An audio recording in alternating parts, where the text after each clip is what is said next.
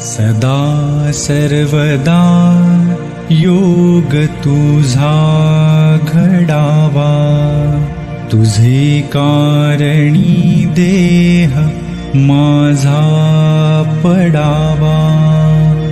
उपेक्षू नको गुणवंता अनंता, रघुनायका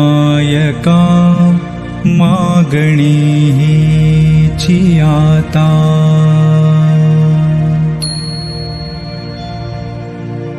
कैलास राणा शिवचंद्रमौळी, फणींद्र माथा मुकुटी झळाळी. कारुण्य सिंधू भवदुःख